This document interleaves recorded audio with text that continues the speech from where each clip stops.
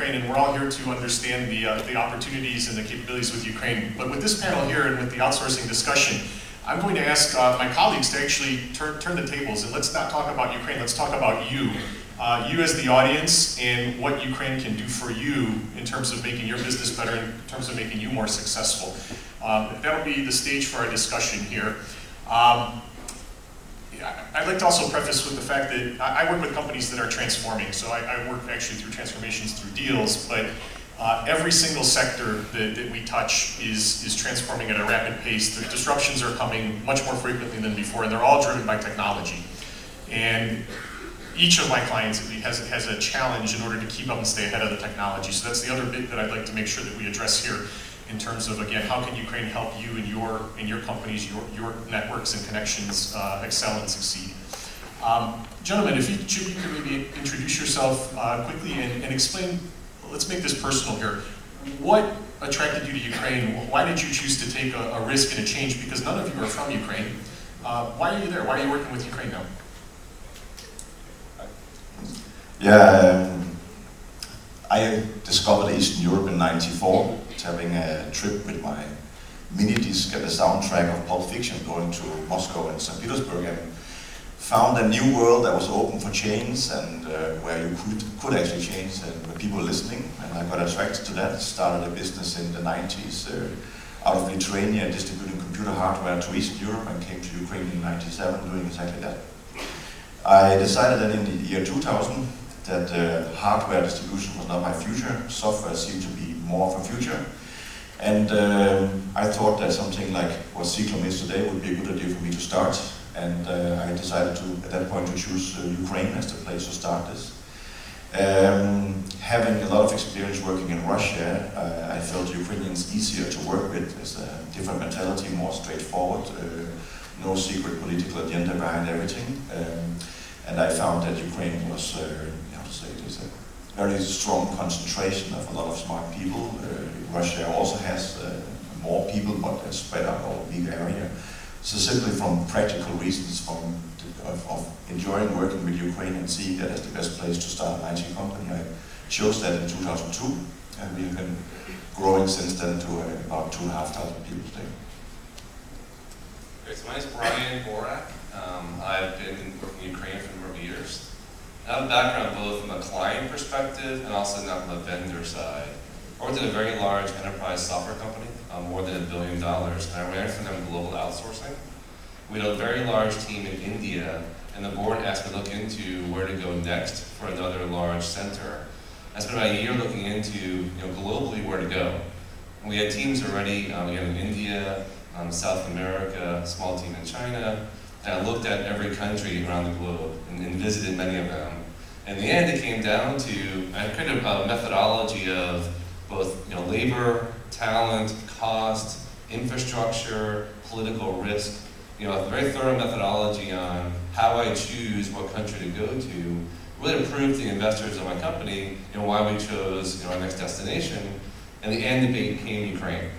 It was a fight in the end between Ukraine and China, in fact, but Ukraine became the leading candidate because Ukraine has the best example of great people, great talent, great culture, even the soft things like no visa for a US citizen. Time zone is very attractive. So those little things are very important to me when I was a client, to pick Ukraine as a destination. And today that company has a few hundred engineers working throughout Ukraine. And they're working on not legacy products, they're working on the newest products that the companies are depending on for their future growth. So I can kind of play the client role or the company role today. And then I also joined a partner, SoftServe, a few months ago to continue working in Ukraine. And the last comment would be, I learned after I chose Ukraine that I'm actually Ukrainian. Not before, but after.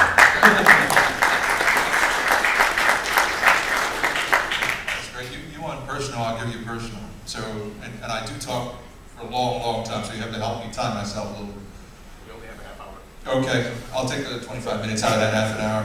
A few years ago, about 4 years ago, I just came off my startup. I just sold one of my startups, left Oracle, and I did a startup and I sold that. And I was looking for, the next thing to do, and I met up with a couple of people who was looking for a principal architect. And so I went to this office, and there are 3 architects sitting in a room, and started asking me these questions, insane questions. And I'm an engineer, nothing more, just a geek. I love engineering, I code, and that's what I like to do. And so these guys were asking me questions. At first I thought I'm just going to get a job for a little while, then I'm going to do my next startup, right? And so they started asking me questions. They're like, how do you transfer this file? How do you do this? How do you... Some of those guys, actually from the same company, would know. But they started asking me these questions, amazing questions. I started to sit up. I was like, who are these people asking these questions? Are you really doing things that interesting? Because I have to do this in open source. That's the only way. Nobody would pay me to do that kind of work. Are you really solving problems like that? And so and when I start to answer, and I start to challenge them back, they challenge me back. It's like a boxing, I box. It's like a boxing match.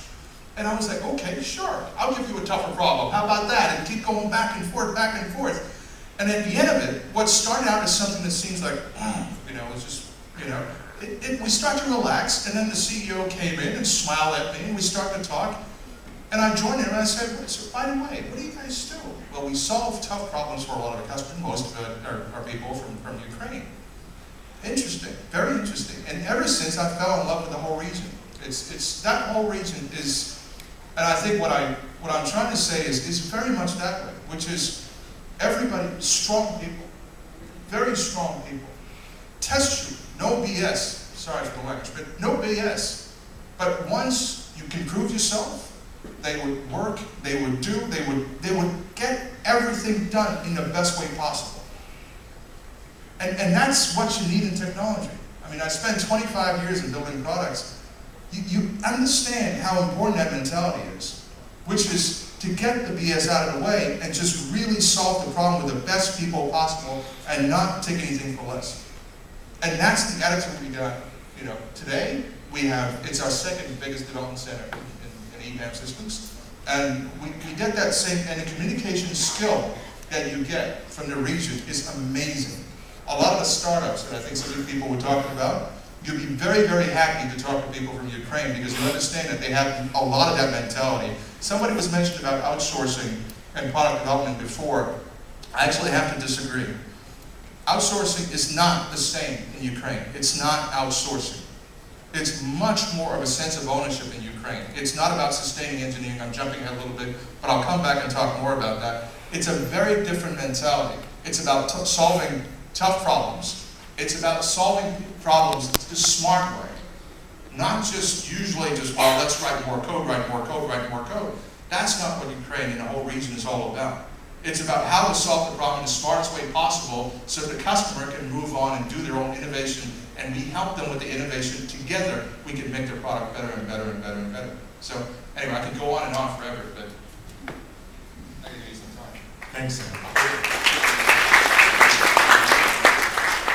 I have to agree with Sam. My name is Andrey Hankevych. I'm a Ukrainian American, and I'm proud of it. I was born in Philadelphia, grew up in New York. I spent 15 years building software engineering teams for Wall Street. I survived September 11th by a threat. And in October 2001, a group of colleagues from San Mateo called and said, hey, we're looking to build a delivery center in Ukraine. You've been doing this on Wall Street for years. Would you do this for us in Ukraine? And Ukrainian, why not? My parents taught me the language. How tough could it be? By November, I'm in Ukraine looking at potential sites, meeting with people, original plan, build a team, work it for a year, put management in place, end of year 2, come back to New York and do something new. Here I am 14 years later, and I'm still in Ukraine. I've built dozens of teams, and I came to build a delivery center, and I stayed because I fell in love with the people. The innovation, the ingenuity, the drive, the loyalty, looking for challenge. What keeps people interested in projects is the complexity, the delivery, the love for their customers and clients to bring them solutions. It's amazing. and it's never ending. You'd think that after years and bringing Ukraine closer to the West and further from the old Soviet system, things would change. That capitalism would ruin this. And quite the contrary. We see that it's just enhancing it. It's giving them more resources, giving them the support that they need to build, to grow, to innovate. And I am very happy to be part of that. And I hope not to ever stray away from that. So, That's great. Gentlemen, thanks. I'm sold, so I'm ready to go work with Ukraine in technology. But I still think that we have a little bit of work to do in terms of letting the world understand. And for now, let's focus on maybe the U.S. customer, the U.S. potential. We talked about the ingenuity, we talked about the work ethic, we talked about the culture, and the culture in terms of communication as well, and the style, the impact, the result, all of that. Again, I'm sold. But I think all of us know that the world lives with sound bites. And many of the sound bites that are coming out about Ukraine today are not positive. And how do we reconcile kind of where each of you came a few years back, and now each of you has also worked through the last, say, 11 months where some radical things have happened in Ukraine. Well, for the Ukrainians, they're not necessarily radical. They're just doing what they need to do, right? But the world sees it as radical. How can you comment on that? How can we get the U.S. business over the hump to really understand that the problems might not be exactly as they read in sound bites? Torben, maybe you can comment on that. Right now, I think it's approximately 100 miles to the east of here. There is 4,000 firefighters fighting a big fire. I think it's about 100 square kilometers, something like that. Should we be worried about that in this room? I think to some extent that has been a little bit what we have been experiencing in Ukraine. There's been a big fire in the east. It hasn't stopped anything from happening. It's created a lot of concern, and if you're sitting a long way, for instance, if you're sitting in San Francisco and looking towards it, and of course not talking about anybody in this room, but I think I saw on Jon Stewart's show lately that was it 65% of Americans think that we should bomb Syria, but only less than 50% can find Syria on a map. So sometimes it's a little bit difficult to figure out what's going on. What my personal expectation is, and what I see going on right there now, is that I think things will calm down now. It hasn't disturbed business from a productivity point of view. Everything has been delivered, everybody comes to work, and deep respect for everybody in Ukraine for doing that, even though emotions, of course, have been going far. I think that what Putin is trying to achieve here is he's looking at his own approval ratings back in Russia. And if you are looking at Russian TV, and for those of you who doesn't speak Russian, I can recommend you to go to the RT. It's a very, very interesting channel. As an example, there was a program, a guy going around in Crimea, an American guy the other day, on behalf of RT, and he was coincidentally looking at a statue, not knowing what that statue was. So he asked the person next to it, who just happened to be speaking fluent English, happens every day, not for me though, and she happened also to be an historian who could tell him that this statue was Ekaterina, Russian Tsar, and the reason the statue was here is because this territory of Crimea was actually taken from the Turks by the Russians. The guy asked, where is Ukraine in all this? Well, there is no Ukraine here.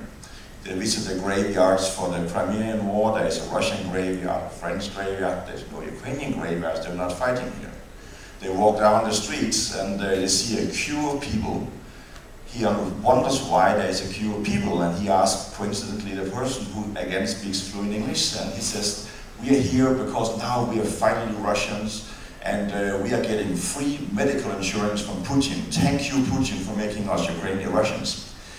Then they move on to Donetsk. They ask the person, what has happened here? Oh, the Ukrainians have bombed our house, killed my child, etc., etc. And when you watch that every day, you get to dislike Ukrainians. You get to think that your president is a hero who is defending Russians, who are taking care of Russians, even if they're not actually in Russia. And that makes you feel proud of your president. It makes you feel you want to support your president, and that's why we see Putin's going on. I don't have any sleepless night worrying about Putin going into the Baltic states, into Poland. I don't think he's going to go any further what they are now into Ukraine. I think that things, as I said, is going to calm down now. He has already now won the popularity he can win at home, and I think that's what he came for. But I don't think we're going to see the rhetoric calming down. I just think we're going to see the fighting calming down. What it comes up now, just the last remark, what it comes up to now is that the army who has to win Ukraine to become part of the Western community, for those who want that to happen, that army is actually in this room. We don't need Obama to send over Russian troops to fight, and I don't think that I don't wish to see more killing going on. But the more business we do, the more traveling forward and back we have, the more we are training people in IT and communications. That's something that Putin can't fight. Eventually, the whole thing is going to be working together. Can I just add one thing to that real quick? I think the proof is in the pudding, right? So if you looked at it, for example, from our office, I would like to hear other people comment on that too. But if you look at our office, the entire period of time, the attendance has stayed actually at a higher level than normal. These are very, very strong people. Our office is not. I mean, we have